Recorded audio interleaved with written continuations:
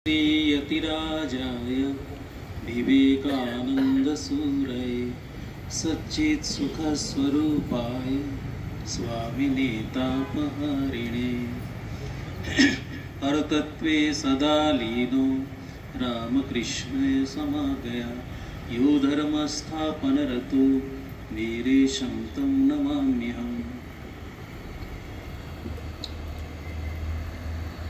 आज विश्व बंधुत्व दिवस के रूप में विवेकानंद केंद्र कन्याकुमारी का जो शाखा केंद्र नीडम में हम लोग एकत्रित हुए हैं। सबसे पहले मैं आयोजक समिति इस केंद्र के समस्त सदस्यों को धन्यवाद देना चाहूँगा कि आपने मुझे एक मौका दिया है यहाँ पे कुछ स्वामी जी की वाणी, स्वामी जी की बातों को रखने का।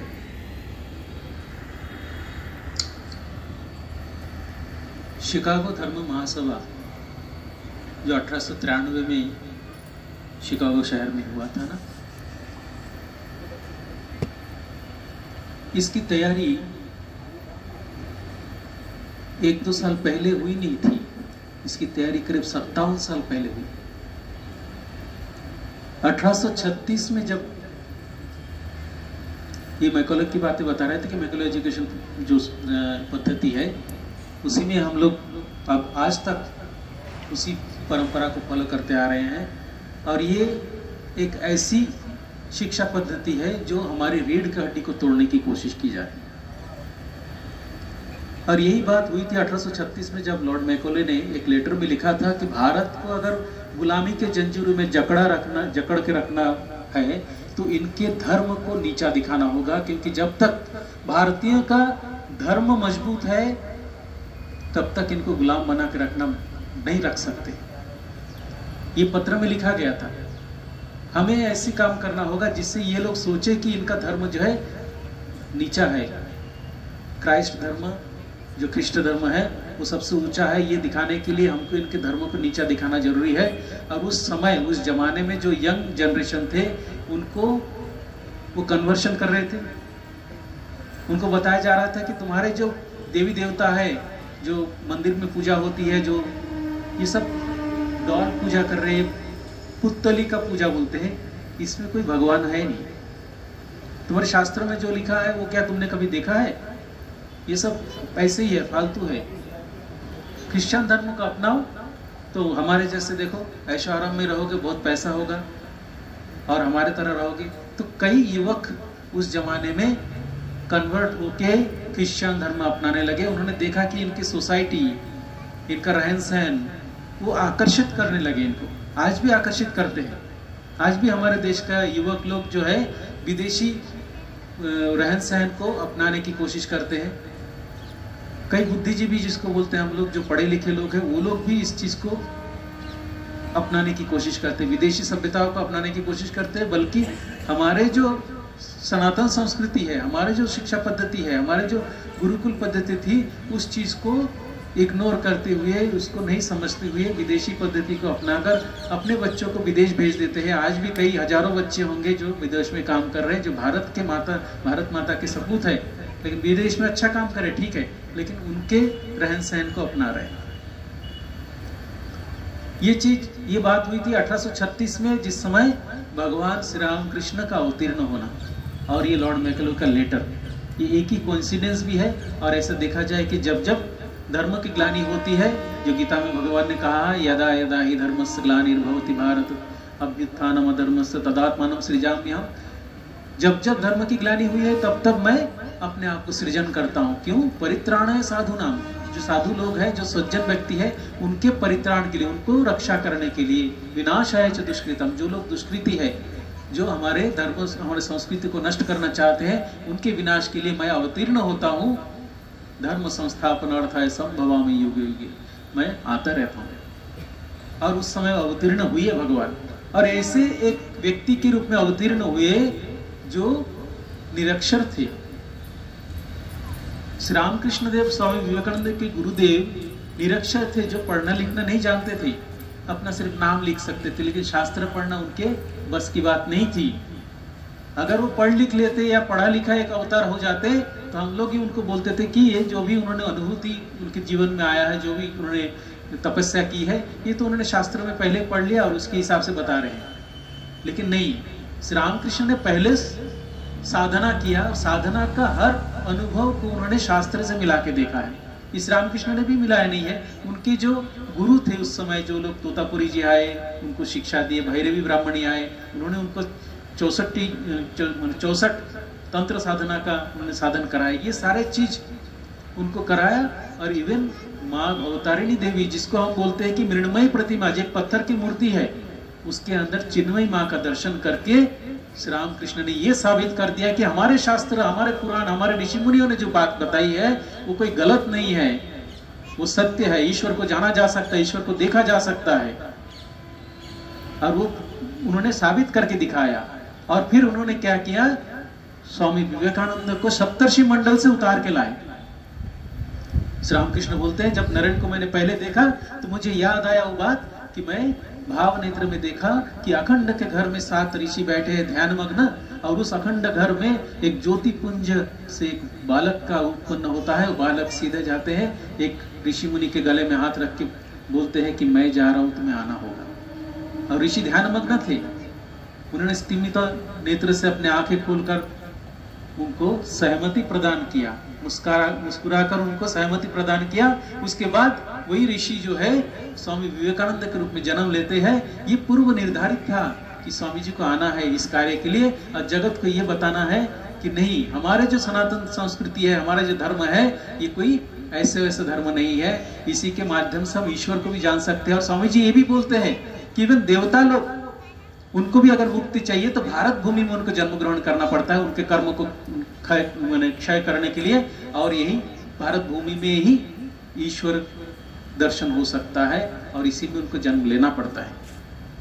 कहने का तात्पर्य यह है कि 1893 में स्वामी विवेकानंद को हम देखते हैं शिकागो धर्म महासभा में जाके भारत के संस्कृति, सनातन संस्कृति का, हमारे धर्म का जितने पद जितने मत उतने पद का जो श्री रामकृष्ण बोले थे, उस चीज को चरितार्थ करने, उस चीज को लोगों को समझाने के लिए कि कोई भी धर्म गलत नहीं है, सभी धर्मों के मार्ग से उस ईश्वर को जाना जा सकता है। हम क्यों धर्म परिवर्तन करें? किसी ने बहुत अच्छा बोला कि उनको पूछा गया कि धर्म परिवर्तन में सभी धर्म अगर समान है, सभी धर्म अगर ईश्वर को पाते हैं, तो अगर धर्म परिवर्तन करते हैं कोई, तो उसमें कोई आपत्ति नहीं होना चाहिए। तो जिनको प्रश्न किया था उन्होंने बहुत सुंदर जवाब दिया। बोलते हैं कि अच्छा, मैं अगर उल्टा बोलूं इस बात को कि अगर सभी धर्मों से उस ईश्वर को पाया जा सकता है, तो धर्म परिवर्तन करने का प्रश्न कहाँ आता है?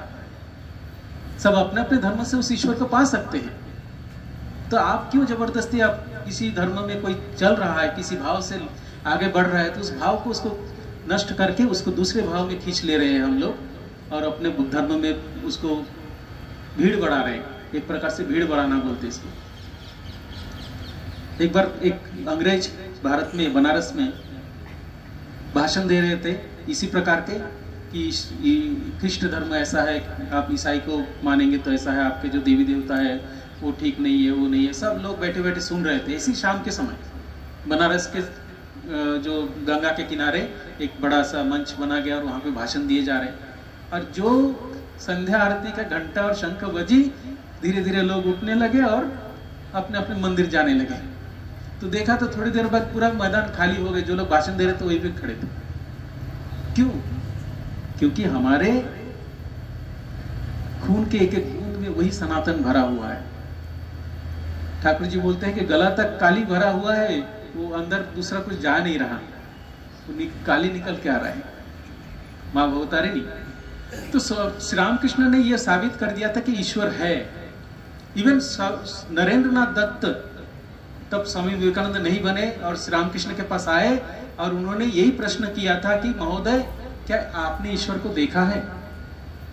ऐसे ही प्रश्न स्वामी विवेकानंद ने कई लोगों को किया, क्योंकि उस जमाने में स्वामी विवेकानंद जैसे यंग लड़के कन्वर्शन होके क्रिश्चियन धर्म को अपना रहे थे। तो स्वामी विवेकानंद के मन में एक प्रश्न आया कि हमारा जो सनातन धर्म है, हमारे जो ऋषि मुनियों ने जो शास्त्र, जो उपनिषद है, वेद वेदांत है, ये सब क्या गलत है? क्या इसका कोई आधार नहीं है? क्या ईश्वर है कि नहीं? अगर ईश्वर है तो किसी ने तो देखा होगा। तो उस जमाने में कलकत्ता के शहर में महर्षि बोलने वाले या फिर बड़े बड़े जो साधक लोग बोलने वाले जितने लोग थे, सबके पास जाके स्वामी विवेकानंद पूछते थे कि महोदय आपने ईश्वर को देखा है क्या? और सबके पास से यही जवाब आता है कि नहीं, हमने ईश्वर को देखा नहीं, लेकिन हाँ ईश्वर है। महर्षि देवेंद्रनाथ ठाकुर जो है, उन्होंने उनको बोला कि तुम्हारा आंख तो योगी जैसा है। उन्होंने सीधा जवाब नहीं दिया कि ईश्वर है कि नहीं है, मैंने देखा कि नहीं देखा, ये नहीं बोला। जब उनको पूछा गया कि महोदय क्या आपने ईश्वर को देखा है, तो बोलते कि तुम्हारा आंख जो है ना वो योगी की तरह है। तो स्वामी विवेकानंद को अच्छा नहीं लगा, वो वापस चले गए, उनके मन टूटने लगा था। एक दिन प्रोफेसर हेस्टी क्लास में एक वर्ड्सवर्थ का जो कविता पोएम पढ़ा रहे थे, उस समय स्वामी जी को उन्होंने समझाया क्लास में कि इस प्रकार से मन को जो ट्रांस में चले जाते हैं, मन एकाग्र हो जाता है, समाधि होती है, वो कविता में वर्ड्सवर्थ के कविता में बताया गया था। तो उन्होंने समझाने के प्रयास किया और फिर बाद में बोले देखो इससे ज़्यादा मैं तो समझा नहीं सकता, इसका अगर प्रैक्टिकल तुम कुछ देखना चाहते हो तो दक्षिणेश्वर में श्री रामकृष्ण नाम के एक पुजारी है जो वहाँ पे रहते हैं, उनको ये समाधि होते मैंने देखा है। ये अंग्रेज प्रोफेसर ने क्लास में बताया और स्वामी विवेकानंद वहीं से सुन के वो चले गए थे श्री रामकृष्ण से मिलने पहली बार। और जाके जब पूछते हैं कि महोदय आपने ईश्वर को देखा है, तो पहली बार किसी व्यक्ति ने उनको बोला है कि हाँ मैंने देखा है, तुझे जैसा देख रहा हूं उससे भी अधिक स्पष्ट रूप से मैंने देखा है और तुझे भी दिखा सकता हूं अगर तू मेरे कहने पर चलेगा। कि पहली बार स्वामी जी को किसी ने एक सकारात्मक रूप से जवाब मिला। और फिर भी स्वामी जी ने अपने गुरु को ऐसे ही सीधे डायरेक्टली ग्रहण नहीं किए, उन्होंने जांच परख करके उनको ग्रहण किया, कई प्रकार से जांच किया। श्री रामकृष्ण देव टाका माटी टाका करके पैसे को त्याग दिया था, उस कॉइन को छू नहीं सकते थे, उन्होंने त्याग सर्वस्व त्याग दिया था। तो उसमें आखिर में लक्ष्मी जी बोला जाता है, महालक्ष्मी को उन्होंने प्रार्थना की थी कि माँ मेरा खाना बंद कर देना, और उन्होंने ये कॉइन भी त्याग दिया था। और हाथ में कॉइन लेके एक हाथ में मिट्टी लेके, दोनों मिट्टी और जो पैसा है समान रूप से उसको तुलना करके उन्होंने गंगा में विसर्जन दे दिया। और उसके बाद से उन्होंने कभी कॉइन को टच नहीं कर पाया, नहीं कर सकते थे क्योंकि उनको दर्द होता था, मैंने जब भी उनके शरीर में कभी कॉइन का टच होता था उनको बहुत कष्ट होता था। तो एक बार स्वामी विवेकानंद आए दक्षिणेश्वर में, आके देखे तो ठाकुर जी कमरे में नहीं है। तो पूछा कहाँ है, तो बोले कि वो तो कलकत्ता गए हैं किसी भक्त के यहाँ पे।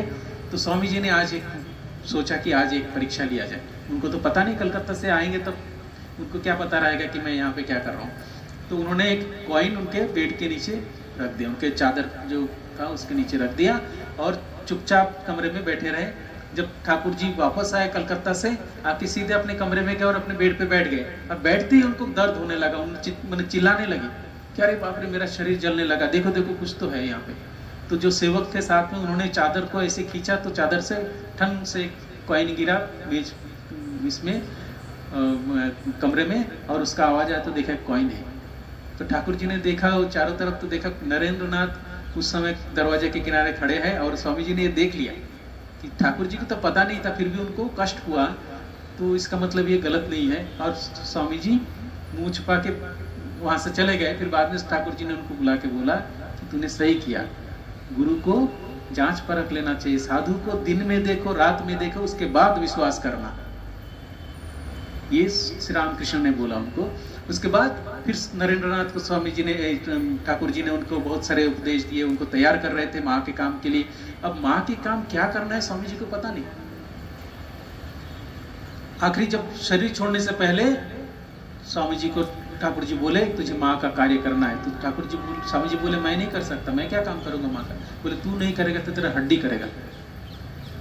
तो इस प्रकार से उन्होंने उसको बताया। और उसके बाद जो भी ठाकुर जी ने उनको शक्ति प्रदान किया, उसके बाद चले गए और उनको बताए थे कि जितने भी गुरु भाई है उनको एक जगह पे रखना, ये तेरा काम है। और स्वामी जी ने ठाकुर जी के शरीर जाने के बाद वरानगर में एक मठ की स्थापना की और वहाँ पे सब गुरु भाइयों को एकत्रित करके रहे। लेकिन मन में एक उत्कंठा ऐसी थी कि मुझे करना क्या है, माँ का काम करना, मैंने क्या करना है मुझे पता नहीं। तो निकल पड़े अकेले ही, सभी गुरु भाइयों को बोल दिया कि मेरे साथ में कोई नहीं आना, मुझे अकेला रहने दो, मुझे अकेले चलने दो, मुझे भारत को समझना है, देखना है, मुझे क्या करना है, ये इस बात को समझने की कोशिश करनी है। और वो भारत भ्रमण करते रहे, कई राजा महाराजाओं से भी मिले, कई राज्य से गए, कई गरीब लोगों को देखे, पूरे भारत की दुर्दशा को देखा उन्होंने। और भारत के उत्थान के लिए एकमात्र उपाय था कि इन भारतवासियों के मुंह में कुछ खाना देना है। कई गरीब लोग हैं जो खा नहीं पाते, 2 वक्त की रोटी उनको नसीब नहीं होता है, उनके लिए कुछ व्यवस्था करनी है। और वो ऐसे करते करते वो चले गए कन्याकुमारी तक, और उस कन्याकुमारी शिला पर जाके बैठे। जो लोग कन्याकुमारी गए होंगे उनको पता है कि कितना कठिन है जो किनार से उस शिलालेख तक जाने का। अगर कोई नाव से भी जाए तो डर लगता है कि कहीं नाव डूब ना जाए, क्योंकि इतना तरंग है। और उस शिलाखंड के ऊपर स्वामी जी तैर कर चले गए। उनके अंदर कितना उत्कंठा, कितना आवेग था उस समय, जो उस बात का उनको ध्यान नहीं था कि मेरा शरीर इसमें, इस पानी में अगर मेरा मृत्यु हो सकता है, लेकिन उस बात का कोई परवाह नहीं थी उनको। कहीं एकांत में बैठ के उनको माँ से ये पूछना था कि मुझे करना क्या है। और वो इस शिलाखंड पे जाके बैठे जहाँ पे आज कन्याकुमारी विवेकानंद केंद्र स्थापित है। उस शिलाखंड पे 3 रात 3 दिन बैठे और भारत माता के लिए ध्यान किया। और भारत माता ने, जो भगवती इस भारत भूमि को जो रक्षा कर रही है, हमारे भारत माता, उन्होंने उनको दर्शन दे के हो या उनके ध्यान में आके उनको ये बता दिया कि उसे क्या करना है। और उन्होंने ये भी देखा भाव नेत्र में कि ठाकुर जी उस समुद्र से चले जा रहे हैं और उसको इशारा करे तू मेरे पीछे आ। उनके जो शिष्य प्रशिष्य मंडल थे उस समय, मद्रास के भक्त लोग, वो लोग चाह रहे थे कि शिकागो में एक धर्म महासभा हो रही, उसमें स्वामी जी जाए और हमारे भारत का प्रतिनिधित्व करें। लेकिन स्वामी जी बोल रहे थे मुझे कोई आदेश ना मिलने से मैं कैसे जाऊं। जब उन्होंने देखा ठाकुर जी उनको पुकार रहे समुद्र के ऊपर से जाने के लिए, तो उसको भी उन्होंने कंफर्म करने के लिए एक पत्र लिखा माँ शारदा देवी के नाम पे कि माँ मुझे ठाकुर जी ने ऐसे दर्शन दिए हैं, वो बुला रहे हैं मुझे, पुकार रहे हैं मुझे विदेश जाने के लिए, और भक्त लोग भी चाह रहे हैं कि मैं जाऊं कि नहीं, आप क्या बोलते हैं, आपका अनुमति पाऊंगा तभी मैं जाऊंगा। और माँ ने सदुत्तर दिए कि हाँ बेटा, तुम्हारे लिए ये धर्म महासभा जो हो रहा है तुमको वहां पे जाना चाहिए, ठाकुर जी का जो भी तुमने देखा है वो सही है और तुम जाओ। माँ के आदेश से स्वामी जी ने यहाँ से प्रस्थान किए। वो भी एक घटना है कि वहां से मद्रास के भक्त लोगों ने कुछ पैसे इकट्ठा किए, स्वामी जी के लिए एक टिकट भी किए जहाज का। इतने में खेतड़ी के राजा जो अजीत सिंह थे, उनका पुत्र, घर में पुत्र जन्म ग्रहण किया, तो पुत्र के मुख गुरुदेव को, उनके गुरु थे स्वामी जी, तो उनको दिखाने के लिए उनको जबरदस्ती एक प्रकार से वहां से मद्रास से उनको खेतरी में लाए, और खेतरी से उनको वो ड्रेस दिया, साफा दिया, सब कुछ देके स्वामी जी को बम्बई से फिर टिकट कराया। वो वाला टिकट कैंसिल करा के बम्बई से फिर फर्स्ट क्लास का टिकट करा दिया था राजा जी, खेतरी के राजा ने। और फिर यहाँ से बम्बई से 31 मई को यहाँ से रवाना हुए स्वामी जी। और वहां पे जाने के बाद उनको तो कुछ नहीं पता, क्योंकि यहाँ से हम लोग इतने सरल हैं, हमारे भारतीय, ये सब हम लोग इतना ध्यान भी नहीं रखते कि हमको आगे वहां पे जाना है तो करना क्या है। हमको एक पत्र चाहिए, वहां पे परिचय पत्र होने से तभी हम धर्म महासभा में भाग ले पाएंगे, ये सब कुछ नहीं पता था। और स्वामी जी वहां पे जाके घूम रहे थे कि क्या करना है। एक रात तो ऐसे ही बिताए कि रेलवे स्टेशन में, और वहां पे ठंड इतना है, वो भी पता नहीं था कि कितना ठंड है वहां पे, और इतना कांप रहे थे, तबीयत खराब हो गई। ऐसे कई रात उनका ऐसा काटा है वहां पे जो बहुत कष्टदायक था। और फिर बाद में एक दिन वो एक घर के सामने ऐसे बैठ गए, तो उस घर से एक महिला आई और उन्होंने उनको उठाया, उनको लेके गए, अपने घर में पनाह दिया। उसके बाद उन्होंने जो प्रोफेसर राइट जो थे उनसे बात कराया, और जिन्होंने बाद में स्वामी जी को परिचय पत्र बना दिया। और फिर स्वामी जी शिकागो महासभा में, शॉर्ट में कब बता रहा हूँ इसको, और शिकागो धर्म महासभा में वक्तृता दिया। 11 सितंबर का दिन पहला अधिवेशन था, जिसमें स्वामी जी का हर बार जब नाम पुकारा जाता था, स्वामी जी ने इशारा करके बोला अभी नहीं, थोड़ा बाद में, मैं बाद में बोलूंगा। वो साहस नहीं कर पा रहे थे कि मैं बोल पाऊंगा, क्या बोलूंगा, इतने बड़ा सभा है, 7000 लोग जहाँ पे बैठे हैं, उसके सामने स्वामी जी पहली बार कहीं मंच पर बोल रहे थे। और फिर आखिरी में ऐसे समय आया जिस समय और अवॉइड नहीं किया जा सकता, तो उठ खड़े हुए और माता सरस्वती को ध्यान करके शुरुआत की। हम भी बोलते हैं भाई और बहनों और भाइयों, जो भी है, सिस्टर्स एंड ब्रदर्स और अमेरिका, जो वर्ड स्वामी जी ने लिया था संबोधन करते हुए अमेरिकन वासियों को, वैसे बातें तो हम भी कई लोग बोलते रहते हैं, हमारे भारत में भी आज भी बोलते हैं, पहले भी बोलते थे। लेकिन वो 7,000 लोग जब एक बार सिर्फ sisters and brothers of America बोलने के बाद स्वामी जी के लिए उठ खड़े होकर 2 मिनट तक ताली बजाते रहा, उस 2 शब्दों में ऐसा क्या बता दिया स्वामी जी जो उनको इतना अच्छा लग गया? और कुछ नहीं, उसमें स्वामी जी का था एक अपनापन। वही जो बात है स्वामी जी के मुंह से निकले, सबके दिल को छू गया कि कोई अपना आदमी, कोई अपना व्यक्ति वहां पे खड़ा होकर भाई और बहनों जो बोल रहे हैं या सिस्टर्स एंड ब्रदर्स बोल रहे हैं, उनको ऐसा महसूस हुआ कि जैसे मेरे कोई निजी, मेरे कोई अपने वो मेरे लिए कुछ बोल रहे हैं। और उस बोलने के जो भाव है, उसके पीछे का जो उद्देश्य है, वही भाव सबको छू जाने से ही सबके मन से अनायास ही एक ऐसे भाव उत्पन्न हुआ और सबको ऐसा लगा कि इनके लिए ताली बजाना चाहिए। उसके पहले कई लोगों ने भाषण दिया है, लेकिन किसी के लिए उठ खड़े होकर ऐसे ताली किसी ने नहीं बजाया। और स्वामी विवेकानंद के लिए उस समय बजाया। और स्वामी विवेकानंद ने पहला भाषण में यही बोला है कि मैं जिस सनातन धर्म से, जिस ऋषि मुनियों के इससे मैं आया हूँ, मैं उनके तरफ से ये आयोजन मंडली को धन्यवाद देना चाहूंगा कि जिन्होंने ये धर्म महासभा का आयोजन किया है।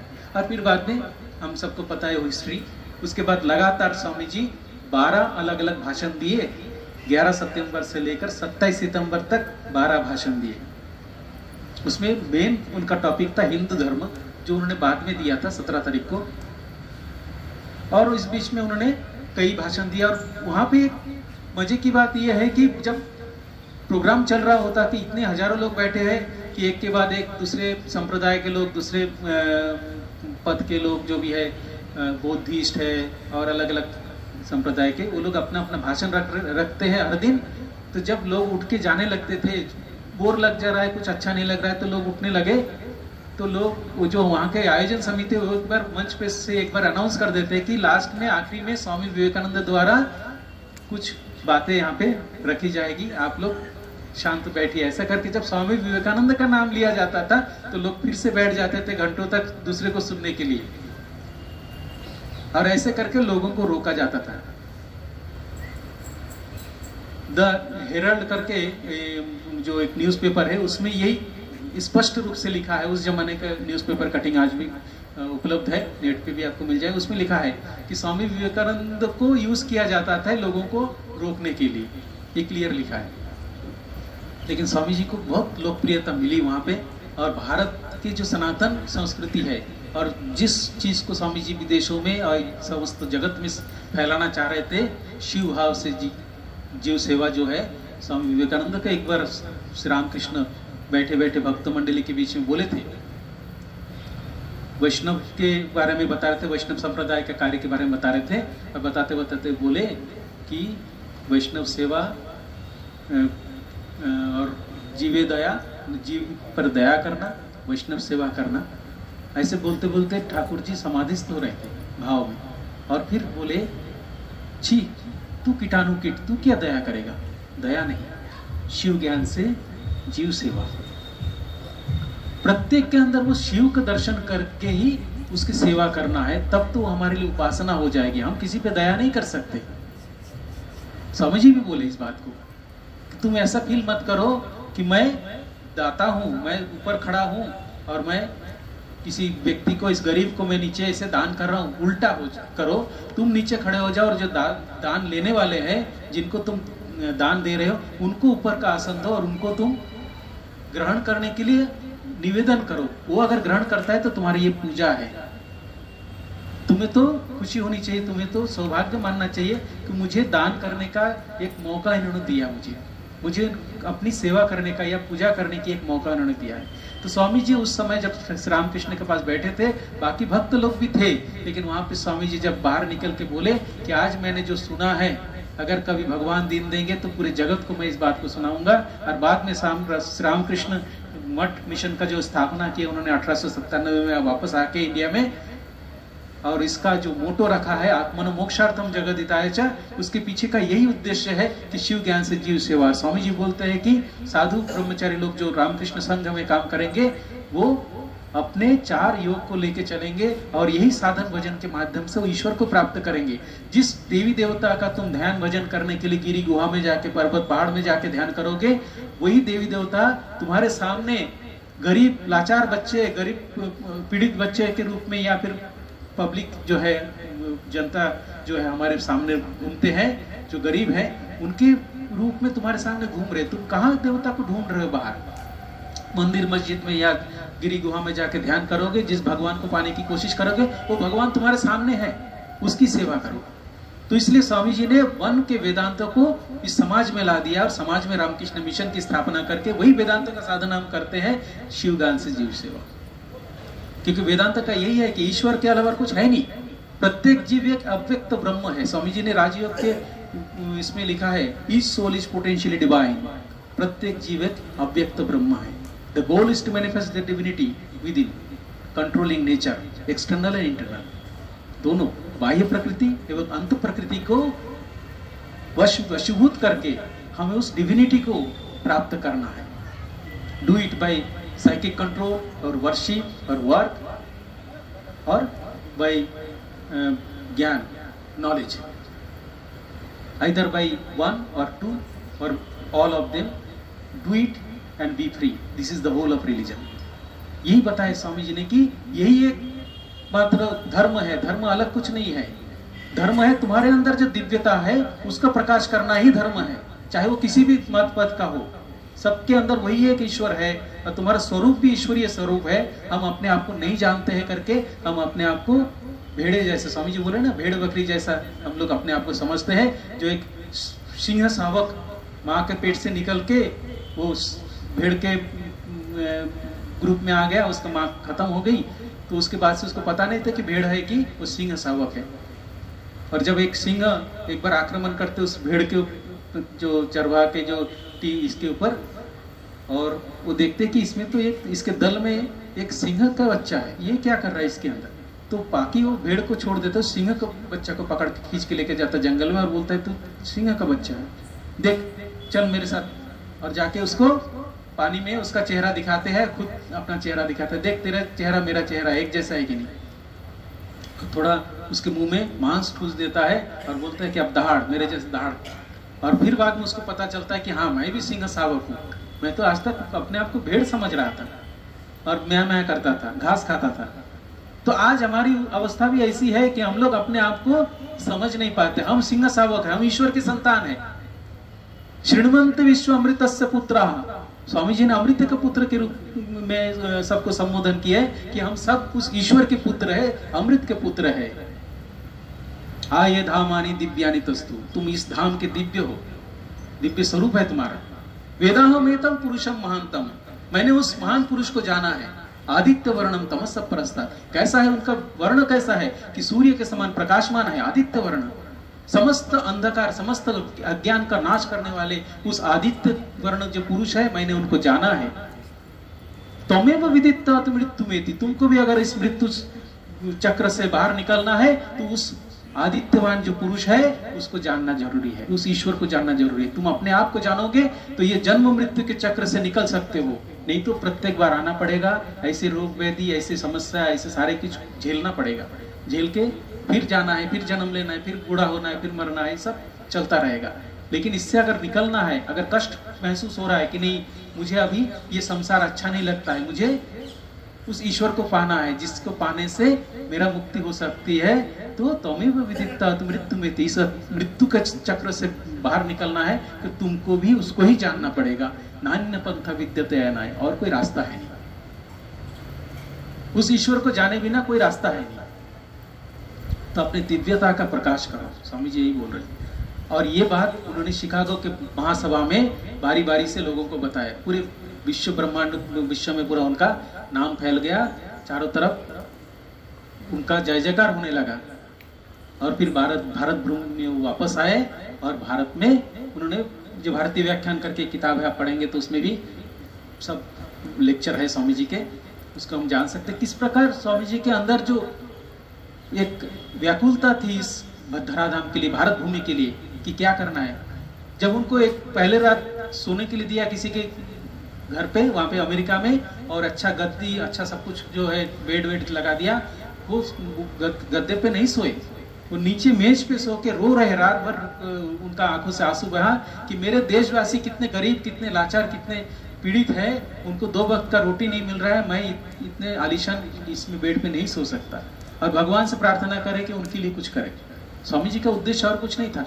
खाली पेट धर्म नहीं होता है, पहले भोजन देना जरूरी है लोगों को, पहले पेट भर जाए, पेट भरने के बाद फिर वो ज्ञान की बातें या शास्त्र की बातें सुनने के लिए तैयार होंगे। जब तक पेट में भूखा है तो शास्त्र बातें कितना ही बोलो तो मन नहीं लगेगा उसमें। तो इसलिए स्वामी जी ने चाहा था भाई कि भारत में पहले भूख ही तो खाना देना है, उसके बाद हमारे संस्कृति, हमारे धर्मों का प्रचार करो तो लोग ले पाएंगे। इसलिए रामकृष्ण मिशन की स्थापना है। गरीब बच्चों को भी हम लोग पढ़ाते हैं, आश्रम में रखते हैं। कई आश्रम है हमारे ऐसे जो गरीबों के लिए काम करते हैं। पूरे आश्रम पूरे इंडिया में जितने सेंटर से आज देखते हैं हम लोग, सब गरीबों के लिए काम कर रहे हैं। ये स्वामी जी की इच्छा थी और स्वामी जी ने उसी भाव में हमको भी, हम सब जितने साधु ब्रह्मचारी है, भक्त लोग है, आज विवेकानंद केंद्र भी उसी मार्ग पर चल पड़ा है। गरीबों के लिए, लोगों के दुख दर्द किस प्रकार से उनको कम किया जाए, किस प्रकार से उनकी सहायता किया जाए, इसी एक भाव से काम कर रहे हैं। तो हम सबका उद्देश्य होना चाहिए कि हमारे जो अंदर दिव्यता है उसको हम जानने की कोशिश करें, साथ ही हम इस जगत के लिए भी कुछ कार्य करें जो हमारे मुक्ति का भी कारण होगा, जगत का भी हित होगा। और इसी उद्देश्य से हम कार्य करें। आज मुझे इस शिकागो धर्म महासभा में जो स्वामी जी ने भाषण दिए, तो उस दिवस को विश्व बंधुत्व दिवस के रूप में मनाया जा रहा है। इस उपलक्ष्य में मुझे यहाँ पे बुलाया गया। मैं विवेकानंद केंद्र नीडम के समस्त पदाधिकारी एवं आयोजकों को मैं धन्यवाद देना चाहता हूँ कि आपने मुझे एक मौका दिया यहाँ पे कुछ बोलने का। सर्वोपरि हमें ये ध्यान रखना है कि हम ईश्वर के श्री चरण में अपना समर्पण करके, अपने आप को समर्पित करके कार्य करें। हमारा खुद का कुछ नहीं रहे, अहंकार को त्यागना होगा। ऊंची जमीन पर पानी नहीं टिकती है, नीची जमीन में पानी टिकती है। पहाड़ी के ऊंची चोटी पे पानी नहीं टिकते है, वो नीचे आके ही पानी टिकते हैं। पानी टिकने का अर्थ ये है कि ऊंची जमीन का जो प्रतीक है वो अहंकार का प्रतीक है। हमको झुकना होगा। जितना नीचा खुद को करेंगे उतना ही आशीर्वाद, उतना ही लोगों का मंगल कामनाएं, शुभकामनाएं जो हमको प्राप्त होगी। हम उस हिसाब से कार्य करें, लोगों के लिए करें, अपने आप को दूसरों के लिए न्यौछावर कर दें, तब तो जीवन का एक सार्थकता है। अंतिम दिन में ये फील होगा कि मैंने जीवन में कुछ किया है। नहीं तो ऐसा लगेगा मैंने जिंदगी भर अपने परिवार के लिए सिर्फ काम किया और परिवार वाले मुझे अभी नहीं देख रहे, परिवार वाले मुझे कष्ट दे रहे, ये फीलिंग ना आए। इसके लिए अभी से लग जाना है, अभी से कुछ करके जाना है। जाने से पहले स्वामी जी बोल रहे थे कि जगत में आए हो तो कुछ ऐसा दाग रख के जाओ। Life is short. इसको, ये जो जीवन है क्षणभंगुर है, इसको कि ग्रेट कॉज के लिए इसको उत्सर्ग कर दो। तो हम कोशिश करते हैं सब लोग थोड़ा थोड़ा करके अपना सहयोग प्रदान करेंगे तो ये भारत भूमि पुनः जो है अपने महिमा से माता बैठ जाएगी। अभी भी हमको समय है, वो अवस्था अभी तक नहीं आया है जो हम बोल सके कि नहीं भारत माता सही में अपने उस पहले गौरवमयी स्थिति में फिर से आ गई है। ऐसा नहीं बोल सकते क्योंकि अभी भी हमारे बीच में बहुत भेदभाव है, अभी भी हम उस चीज़ को नहीं समझ पाए। धीरे धीरे समझेंगे। स्वामी जी जब आए हैं और ये जो स्वामी जी ने बोले हैं इसको ग्रहण करने में समय लगेगा, लेकिन अगर हम लोग सकारात्मक दृष्टिकोण से देखें तो धीरे धीरे ये हो रहा है, कन्वर्शन हो रहा है। कन्वर्शन इन द सेंस कि हम लोग अपने जो पहले हम लोग दूसरे के प्रति आकर्षित हो रहे थे उससे वापस आ रहे हैं अपने सनातन संस्कृति के प्रति, और धीरे धीरे इसको जानने की भी प्रयास कर रहे हैं। और इसी तरह हम लोग लगे रहेंगे तो हम सफल जरूर होंगे। पुनः मैं स्वामी जी को प्रणाम निवेदन करता हूँ, ठाकुर माँ स्वामी जी के श्री चरण में प्रणाम निवेदन करके आप लोगों को पुनः धन्यवाद देते अपनी वाणी को विराम देता हूँ। ओम शांति शांति शांति। हरि ओम तत्सत। श्री राम कृष्ण अर्पणमस्तु।